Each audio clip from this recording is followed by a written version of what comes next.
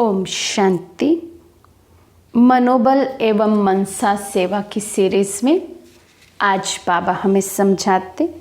बाबा कहते, इतना सारा प्रकृति परिवर्तन का कार्य, तमोगुनी संस्कार वाली इतनी आत्माओं का विनाश किसी भी विधि से होगा, लेकिन अचानक से मृत्यु, अकाले मृत्यु, समूह रूप में मृत्यु, उन आत्माओं के वाइब्रेशंस कितने तमोगुनी होंगे, उनको परिवर्तन करना और स्वयं को भी ऐसे खूने नाहेक वायुमंडल के वाइब्रेशन से सेफ रखना और उन आत्माओं को सहयोग देना। क्या इस विशाल कार्य के लिए तैयारी कर रहे हो? कितना बड़ा कार्य, विशाल कार्य, हिम्मत का कार्य, शक्तिशाली आत्मा का कार्य है ये। बाबा कहते जो भी होना है अचानक होना है, और इस अचानक को हम कितना हल्का ले लेते हैं। अचानक में होलसेल मौत होगा।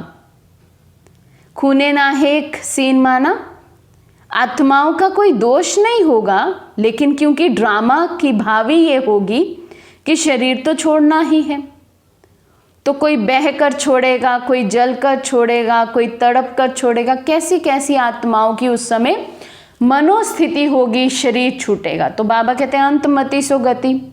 तो ये हमारे लिए नहीं है, सभी आत्माओं के लिए अंतमति सो गति का पाठ पक्का है।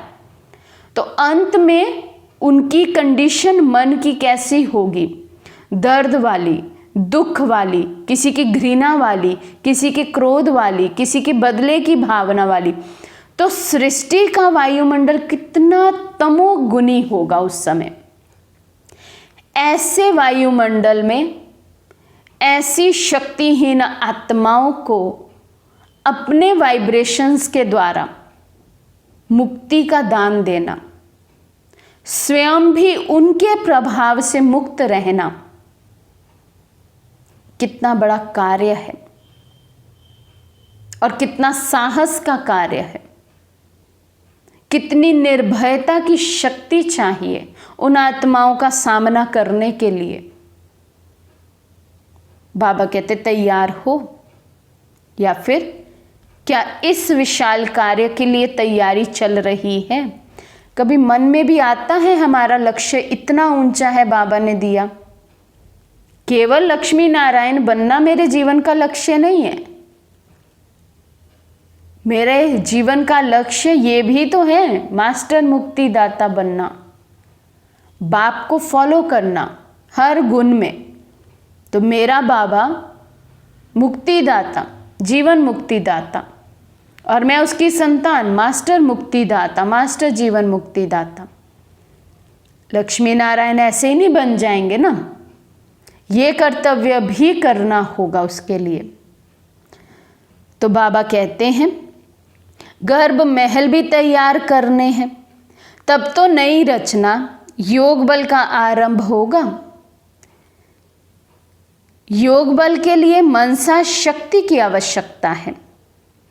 योग बल के लिए मनसा शक्ति चाहिए। मनसा बहुत पावरफुल चाहिए, जिसके मन के संकल्प अभी भी व्यर्थ चलते हैं या साधारण चलते हैं, श्रेष्ठ नहीं हैं, योग युक्त नहीं है, उन आत्माओं का योग बल जमा नहीं होगा। योग तो बल सब करते हैं, अच्छे से योग करते हैं, बाबा को सब याद करते बच्चे, लेकिन किसी किसी की याद बल के रूप में स्टॉक जमा हो रहा है, शक्ति के रूप में, और किसी का जितना जमा किया उतना ही व्यर्थ में गवा देते हैं। बैलेंस हो जाता है, जमा तो कुछ नहीं हो रहा है। बाबा कहते मनसा शक्तिशाली हो तो योग का बल जमा हो।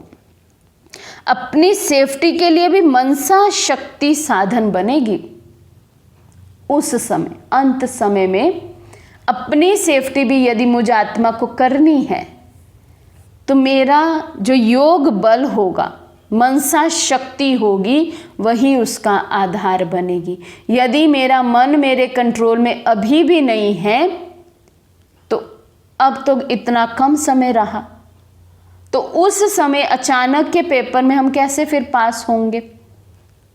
मन मेरे ऑर्डर प्रमाण होगा, मन शक्तिशाली बना हुआ होगा, मन सदैव शुभ चिंतन से भरा हुआ होगा, योग युक्त संकल्पों से, श्रेष्ठ संकल्पों से भरा हुआ होगा, तो मैं आत्मा उस समय भी सेफ रह पाऊंगी। मनसा शक्ति द्वारा ही स्वयं की अंत सुहानी बनाने के निमित्त बन सकेंगे, नहीं तो साकार सहयोग समय पर सर्कमस्टांस प्रमाण ना भी प्राप्त हो सकता है। हमने किसी आत्मा को आधार बनाया होगा, या हम किसी वातावरण को हमने आधार बनाया है, किसी स्थान को आधार बनाया है, किसी साधन को आधार बनाया है। वो स्थान होगा, उसी स्थान पर बैठकर मेरा योग बहुत अच्छा है, उसी स्थान पर रहकर मैं हल्का रहता हूँ, उन आत्माओं के साथ रहकर मैं हल्का रहता हूँ, उन आत्माओं के साथ रहना मुझे अच्छा लगता है, मेरा पुरुषार्थ अच्छा होता है। ये बातें अभी तो बहुत अच्छी लगती हैं, लेकिन कहीं ना कहीं सूक्ष्म में हम आधारित होते जा रहे हैं उन आत्माओं के, उन सर्कमस्टांसेस के। तो लास्ट में बाबा कहते हो सकता है ना वो आत्माएं साकार में आपको मिले, ना वो स्थान मिले, ना वो साधन मिले, जिनके भी आधार पर हम अभी चलते होंगे पुरुषार्थ में। फिर क्या करेंगे?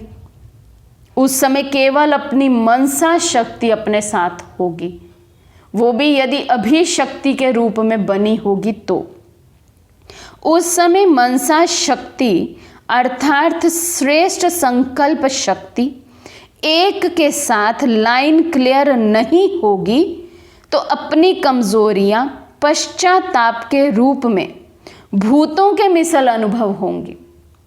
उस समय यदि केवल और केवल एक शिव बाबा से मेरा बुद्धि योग नहीं होगा, बुद्धि की लाइन क्लियर नहीं होगी, और ये अंडरलाइन करने की बात है कि अचानक से हम कहें मृत्यु हमारे सामने हो, मेरा योग बाबा से लग जाए, तो उसके लिए बाबा ने पहले ही कह रखा है बहुत काल का अभ्यास, बहुत काल का अभ्यास चाहिए केवल और केवल एक शिव बाबा की याद में रहने का।